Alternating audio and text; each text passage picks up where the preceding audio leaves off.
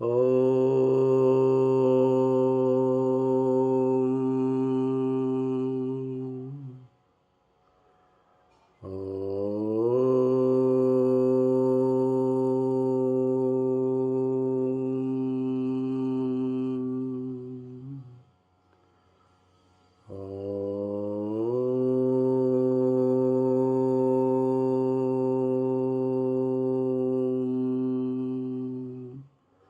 శుక్లాంబరధరం విష్ణుం శశివర్ణం చతుర్భుజం ప్రసన్నవదనం ధ్యాయేత్ సర్వవిఘ్నోపశాంతయే. ఓం గురుబ్రహ్మా గురుర్విష్ణుః గురుదేవో మహేశ్వరః గురుః సాక్షాత్ పరబ్రహ్మ తస్మై శ్రీ గురవే నమః. హరి ఓం. ఓం శ్రీ గురుభ్యో నమః. నిన్నటి దినం శ్రీకృష్ణుని జననం గురించి సగం కథ తెలుసుకున్నాం. మిగతా కథ ఈరోజు తెలుసుకున్నాం.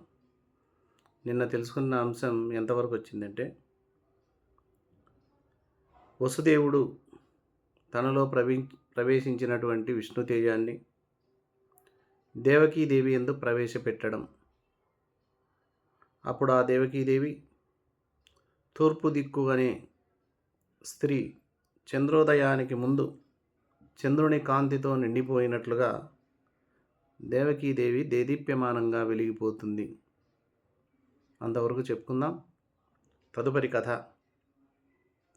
గురుతరముగ తన కడుపున సరసిజ గర్భాండ భాండ చయములు గల ఆ హరిదేవకి కడుపున భూభరణార్థము వృద్ధి పొందే బాలార్కు క్రియన్. ఎంతో బరువైనటువంటి బ్రహ్మాండ భాండాలన్నీ తన కడుపులో దాచుకున్నటువంటి ఆ శ్రీ మహావిష్ణువు భూమిని ఉద్ధరించడానికి దేవకీదేవి కడుపులో ఉదయ సూర్యునిలాగా వృద్ధి పొందుతున్నాడు అని చెప్పడం జరిగింది. ఒకవైపు దేవకీదేవి గర్భంలో శ్రీ మహావిష్ణువు వృద్ధి చెందుతూ ఉంటే ఆమె కనబడేటటువంటి లక్షణాలన్నీ కనిపిస్తూ ఉంటే అవి శత్రువులకు ఎలాంటి సంకేతాలు అందుతున్నాయి అనే విషయాన్ని ఈ పద్యంలో పోతన గారు చాలా చక్కగా వివరించడం జరిగింది. స్వచ్ఛమైన ఆమె ముఖం తెల్లబడుతుండగా ఆ దుర్మార్గుల ముఖాలన్నీ వెలవెలబోతున్నాయట. ఆమె పొత్తి కడుపుపై మాగారు మెరుస్తుండగా ఆ దుష్టుల ఇళ్లల్లో అపశకునాలు ధూమరేఖలు పుట్టుతున్నాయట. ఆమెకు ఆహారంపై రాను రాను కోరిక తగ్గుతుండగా శత్రువులకు బెంగతో ఆహారం మీద మోజు తగ్గిపోతూ ఉందట. ఆమెకు బడలిక వస్తూ ఉంటే శత్రువులలో తెలియని అలసట మొదలవుతున్నది. ఆమెకు బద్ధకం కలుగుతూ ఉంటే శత్రువులంతా నిశ్చేష్టులైపోతున్నారట. శత్రువులంతా త్వరలోనే మట్టి కరవలసిన పరిస్థితి వస్తుంది అన్నట్లు ఆమెకు మట్టి తినాలి అనేటటువంటి రుచి ఎక్కువ అవుతుంది. ఈ విధంగా దేవకీదేవి కడుపులో ఆ శ్రీ మహావిష్ణువు క్రమక్రమంగా వృద్ధి చెందసాగాడు. పంచభూతాలన్నీ కూడా దేవకీదేవి గర్భంలో పెరుగుతున్నటువంటి శ్రీ మహావిష్ణువును చూడ్డానికి వచ్చినట్లుగా జలములు దేవకీదేవి ఇంటికి శ్రీ మహావిష్ణువు చూడ్డానికి వచ్చాయేమో అనే దానికి సంకేతంగా ఆ దేవకీదేవికి విపరీతమైనటువంటి చెమటలు పోయడం ప్రారంభించాయి. అగ్నిదేవుడు కూడా దేవకీదేవి కడుపులో ఉన్న పాపన్ని సేవించడానికి వచ్చినట్లు ఆమె శరీర కాంతితో మెరిసిపోతూ ఉందట. వాయుదేవుడు కూడా ఆ గర్భంలో ఉన్నటువంటి శిశువును సేవించబోయినట్లు ఆమెకు నిట్టూర్పులు ఎక్కువ అవుతున్నాయి. భూదేవి ఆ కడుపులోని బాలుణ్ణి పూజించడానికి వెళ్ళినదా అన్నట్లు దేవకీదేవి మన్ను తినడం కూడా ఎక్కువైంది. గర్భంలో ఉన్న శిశువును సేవించడానికి ఆకాశం రూపం ధరించి వచ్చిందా అన్నట్లు దేవకీదేవి యొక్క నడుము చాలా సన్నగా విశాలంగా మారిపోయిందట. ఆమెకు మొలనూలు నెమ్మదిగా బిగుస్తూ ఉంటే శత్రువుల భార్యల మంగళసూత్రాలు త్రాళ్ళు జారిపోతున్నాయట. దేవకీదేవి శరీర కాంతి హెచ్చుతూ ఉంటే పగవారి భార్యలు అంటే ఆ శత్రువుల భార్యల శరీర కాంతులన్నీ మాసిపోతున్నాయి. ఆమె గర్భం బరువెక్కుతూ ఉంది. అక్కడ శత్రువుల భార్యల కడుపులు జారిపోతున్నాయి. ఆమె ప్రసవించే దినాలు దగ్గరవుతున్న కొద్దీ శత్రు భార్యలు ముత్తైదువులుగా ఉండే దినాలు తగ్గిపోతూ వస్తున్నాయట. ఈ విధంగా అంతకంతకు అతిశయించుచున్నటువంటి ఆమె ముఖంలోని కాంతిని, శరీరం మెరుపును, అందాన్ని చూసి కంసుడు కూడా నిశ్చేష్టుడైపోయాడు. తరచూ భయంలో తనలో తాను ఇలా అనుకుంటున్నాడట, ఈ దేవకీదేవి గర్భం చూస్తుంటే నా గుండె కూడా బరువెక్కిపోతుంది, నా మనస్సంతా కలవరపడిపోతుంది. ఇంతకుముందు నేను ఇలాంటి గర్భాన్ని ఎన్నడూ చూడలేదు. ఖచ్చితంగా ఈ అష్టమ గర్భంలో శ్రీ మహావిష్ణువే ఉంటాడు అని మనసులో వాడు నిర్ణయించుకున్నాడు అని బాధపడుతున్నాడు. ఏమి తలంచువాడను ఇక ఎయ్యది కార్యము, నాడు నాటికిన్గామిని చూలు పెంపెసగే, గర్భిణి చెల్లెలి నాడు పేదనేనేమని చంపువాడ, తగవేలని చంపితినేని శ్రేయునుద్ధామయ శంభు ఆయువును ధర్మమున్ చెడిపోవకుండునే. ఏం ఆలోచించాలి, ఏం చేయాలి? రోజు రోజుకు దేవకీదేవి గర్భం యొక్క కాంతివంతమవుతుంది. గర్భవతి, పైగా చెల్లెలు, ఆడకూతురు. ఆమెను నేను ఎలా చంపేది? ఎందుకు వచ్చిన గొడవ అని చంపితినా నా ఐశ్వర్యం పోతుంది, నా ఆయుష్ పోతుంది, నా కీర్తి పోతుంది, నా ధర్మం కూడా పూర్తిగా నాశనం అయిపోతాయి కదా. వావి వరుసలు చూడనటువంటి క్రూరుడు సొంతము చెల్లెల్ని చంపినవాడు, అలాంటి వాడు బ్రతికినా చచ్చినవాడే అని లోకమంతా నిందించదా? అంతేకాదు నరకానికి పోవాలి కదా. దుష్టుడు అనే పేరుతో బతకడం కంటే హాయిగా ఆమెను చంపకుండా వదిలిపెట్టి ఉండడమే మంచిది అనుకున్నాడు. ఇలా క్రూరత్వాన్ని మానుకొని కాస్త ధైర్యం తెచ్చుకొని గాంభీర్యాన్ని తనపై పులుముకొని సూర్యుడిపై ప్రవర్తించుతూ చెల్లెల్ని చంపడం మహాపాపం, చంపకూడదు అని గట్టిగా భావించాడు. అయినా లోపల మాత్రం కంసుని భయం వేధిస్తూనే ఉంది. ఎలాగా? ఈమెకు విష్ణువు పుడతాడో ఏమిటో, పుట్టగానే పురిటింటిలోనే వీడిని పట్టుకొని చంపేస్తానని మనసులో నిశ్చయించుకొని దేవకీదేవి ప్రసవించే సమయం కోసం ఎదురు చూడసాగాడట. విష్ణువుతో సంభవించినటువంటి వైరం కారణంగా కంసునికి విష్ణువు తప్ప ఇతర విషయం అంటూ ఏమీ లేకుండా పోయింది. అతడు తిరుగుతున్నను, అతడు భోజనం చేస్తున్నను, అతడు త్రాగుతున్నను, అతడు నడుస్తున్నను, అతడు కూడుస్తున్నను, ఆయన లేచిన ఎల్లప్పుడూ విష్ణువునే స్మరించసాగాడు. క్రోధంతో వేడెక్కిపోయాడు. ఆయనకు లోకమంతా విష్ణుమయంగానే కనిపించిందట. శ్రవణరంధ్రములనే శబ్దంబు వినపడు అది హరిరవమని ఆలకించు, అక్షిమార్గమున నీయది చూడబడునది హరిమూర్తిగానోపునంచు చూచు, తిరుగుచో దేహంబు తృణమైన సోకిన హరికరాఘాతమోయను చూలుకు, గంధంబులేమైన గ్రానంబు సోకిన హరిమాలికా గంధమనచునదరు, పలుకులెవి అయిన పలుకుచో హరి పేరు పలుకబడి అననుచు భ్రమసి పలుకు, తలపులెట్టివైన తలచి ఆ తలపులు హరి తలంపులనుచు అలుగు తలచు. చెవులకు ఏ శబ్దం వినపడ్డా సరే ఇది ఆ శ్రీ మహావిష్ణుదేవుని మాటేనేమో అని అనిపిస్తుందట. కళ్ళకి ఏది కనిపించినా సరే అది శ్రీ మహావిష్ణువు రూపమని తలంచుచున్నాడు.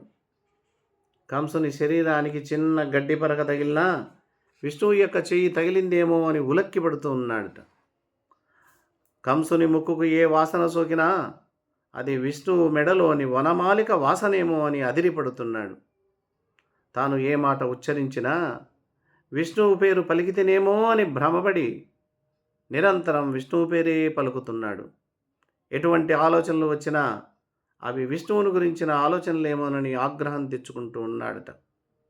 ఇది ఇలా ఉండగా దేవకీదేవి గర్భాన ఆ సాక్షాత్తు పరమాత్మే పుట్టబోతున్నాడని తెలిసి బ్రహ్మదేవుడు, పరమేశ్వరుడు, దేవతలు, నారదాది మునులు అందరూ కలిసి దేవకీదేవి బంధింపబడి ఉన్న కారాగారం దగ్గరకు వచ్చారు. ఆమె గర్భంలో శిశువుగా ఉన్న ఆ పురుషోత్తముడైన శ్రీ మహావిష్ణువును స్తోత్రం చేస్తూ ఇలా అంటున్నారు. ధరణి భారము వాసెను పురుషోత్తమా ఈశ నీదు పుట్టువున భవశరణాంబుజముల ప్రాపున ధరణియు ఆకసముగాంచెదము నీ కరుణన్. ఓ పురుషోత్తమ, ఓ ఈశ్వర, నీవు జన్మించడం వల్ల ఈ భూభారం అంతా తగ్గిపోతుంది.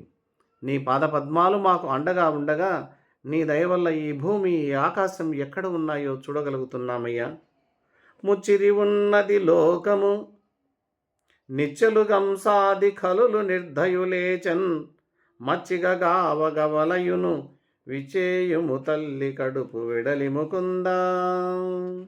ఓ ముకుంద, కంసుడు మొదలైన దుర్మార్గులు క్రూరంగా అందరినీ వేధిస్తూ ఉంటే ఈ లోకమంతా నిత్యం దుఃఖంలో మునిగిపోతున్నది. ఓ ముకుంద, లోకాన్ని కాపాడడానికి ఆ తల్లి కడుపులో నుంచి వెంటనే బయటికి రావయ్యా అని విష్ణువును చూస్తూ దేవకీదేవిని చూసి అంటున్నారట. ఇప్పుడు తల్లి, నీ ఉదరంబులోన ప్రధాన పురుషుడున్నవాడు ఎల్లి పుట్టెడి కంసుచే భయమింతలేదు.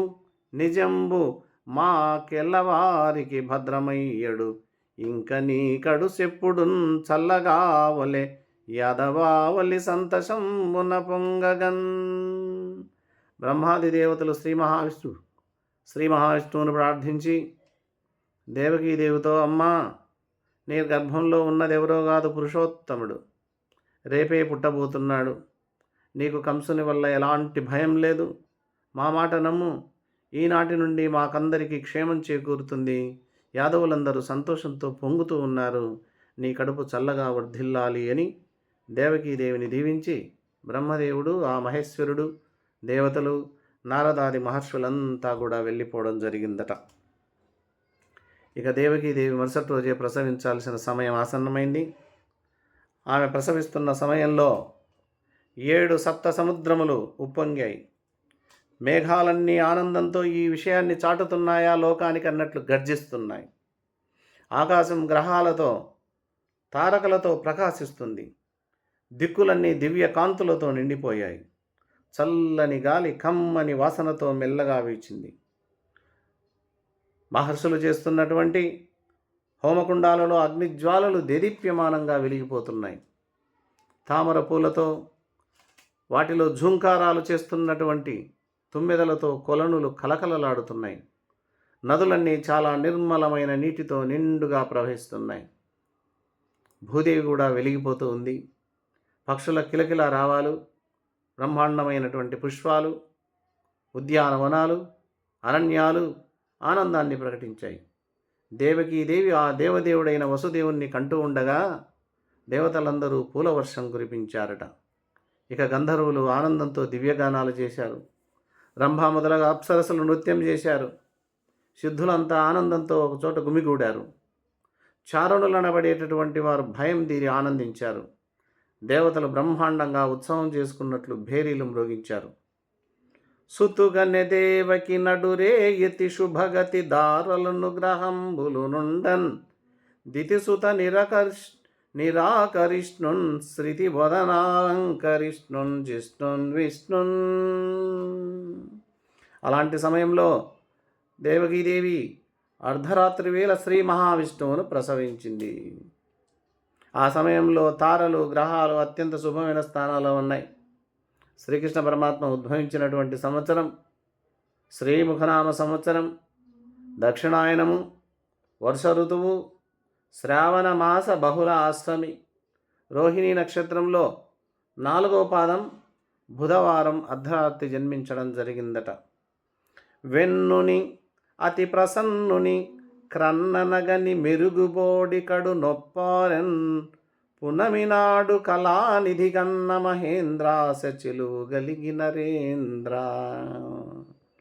ఎప్పుడైతే శ్రీ మహావిష్ణువు దేవకీదేవి ప్రసవించిందో ఆమె శరీరం మెరుపులాగా దేదీప్యమానంగా ప్రకాశిస్తుంది. పుట్టిన బిడ్డడు హాయిగా చిరునవ్వులు చిందిస్తూ సమస్త కళామయమూర్తిగా ఉన్నాడు. పౌర్ణమి నాడు 16 కళలతో నిండిన చంద్రుడు ఎలా ఉంటాడో అలాగా దేవికి దేవి కూడా ప్రకాశిస్తూ ఉన్నదట. జలధర దేహు నాజాను చతుర్బాహు సరసీరుహాక్షు విశాలవక్షు చారు గధా శంఖ చక్ర పద్మ విలాసున్ కంఠ కౌస్తుభమణి కాంతి భాసుగమనీయ కటి సూత్ర కంకణ కేయూరు శ్రీవత్సలాంఛనాంచిత విహారుణురు కుండల ప్రభాయుత కుంతలలలాటు వైడూర్యమణి గణవర కిరీటు బాలున్ పూర్ణేందురు చిజాలు భక్తలోకపాలు సుగుణాలవాలు కృపా విశాలు చూచి తిలకించి పులకించి చోద్యమంది ఉబ్బిచెలరేగి వసుదేవుడు ఉత్సహించే. వసుదేవుడు ఆ బాలుణ్ణి తేరిపార చూశాడట. వసుదేవునికి ఆ శ్రీ మహావిష్ణువు బాలుడైనప్పటికీ దివ్య రూపంతో దర్శనమిచ్చాడు. బ్రహ్మాండమైనటువంటి మేఘవర్ణ శరీరం కలిగి ఉన్నాడు. పొడవైన 4 బాహువులు, చతుర్భుజంతో పుట్టాడు శ్రీ మహావిష్ణువు. గధ, శంఖము, చక్రము, పద్మము వెలుగొందుతున్నాయి. తామర పువ్వు రేకుల వంటి కన్నులైనవి. విశాలమైన వక్షస్థలం, కంఠంలో కౌస్తుభమణి కాంతులు వెలుగుతుంది. అందమైన మొలత్రాడు, కంకణాలు, బాహుపురులు ధరించి ఉన్నాడు. అంతేకాదు ఆయన వక్షస్థలం పైన శ్రీవత్సం అనే పుట్టుమచ్చ కూడా మెరుస్తూ ఉంది. చెవులకు కుండలాలున్నాయి. కుండలాల కాంతితో నుదుటి ముంగురులు వెలిగిపోతున్నాయి. మనులు వైఢూర్యాలు వజ్రాలు పొదిగినటువంటి కిరీటం కూడా ధరించాడు. చూశారా ఎంత అద్భుతమో! శ్రీ మహావిష్ణువు జననం వేరు, ఇతరుల జననం వేరు. శ్రీ మహావిష్ణువు తన యొక్క చిహ్నాలను, తన యొక్క గుర్తులను పుట్టుకతోనే తల్లి గర్భం నుండే బయటికి తీసుకొచ్చాడు. ఈ బిడ్డడు బాలుడిగా ఉన్నా కానీ ఈ దివ్య లక్షణాలన్నీ చూస్తే సాక్షాత్తు శ్రీమన్నారాయణమూర్తి అని చెప్పి అందరూ అనుకున్నారు. అక్కడ చూసిన వాళ్ళు, అమ్మవారు దేవకీదేవి కూడా ఆయన్ను శ్రీ మహావిష్ణువు అనే భావించింది. అలాగే వసుదేవుడు కూడా ఆ బాలుణ్ణి చూసి మళ్ళీ తేరిపార చూస్తూ పులకించిపోతున్నాడట. ఆశ్చర్యపోతున్నాడు, ఉప్పొంగిపోతున్నాడు, ఉత్సాహంతో నిలబడ్డాడట. అంతేకాదట, వెంటనే భక్తితో సాష్టాంగ నమస్కారం చేయాలనుకున్నాడు. 2 చేతులు జోడించి నొసటిపై చేర్చాడు.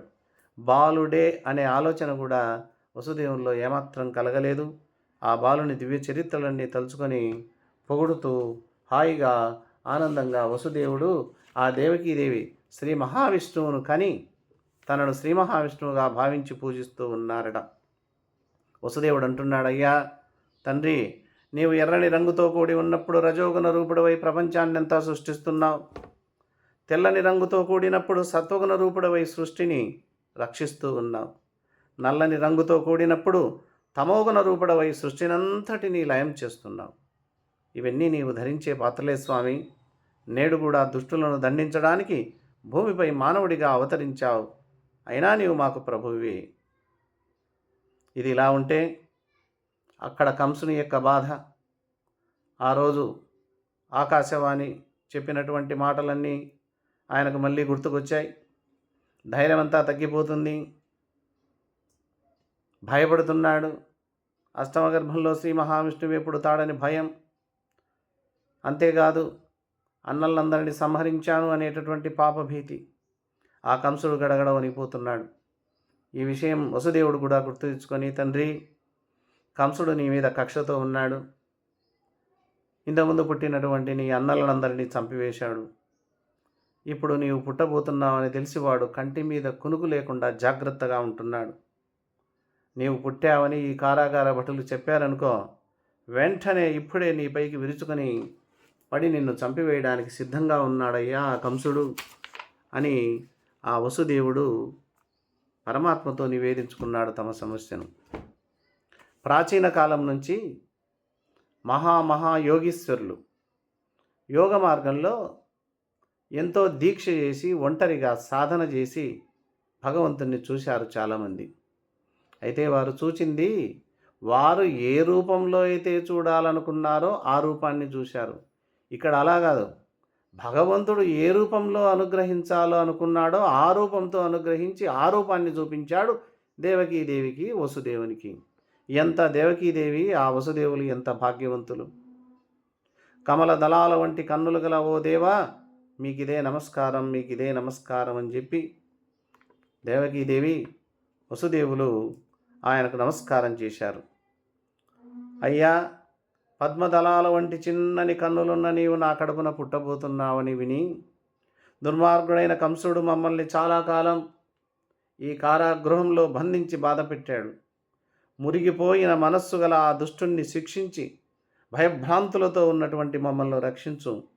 మేము నోచుకున్న నోములన్నీ ఏ లోటు లేకుండా ఈ విధంగా మాకు నెరవేర్చు తండ్రి అని ఆ శ్రీకృష్ణ పరమాత్మకు, జన్మించినటువంటి ఆ శ్రీమన్నారాయణమూర్తికి సాష్టాంగ నమస్కారం చేసి అద్భుతమైనటువంటి ఆ రూపాన్ని చూస్తూ ఆనందంలో ఓలలాడిపోయారు ఆ దేవకీదేవి, ఆ వసుదేవుల వారు.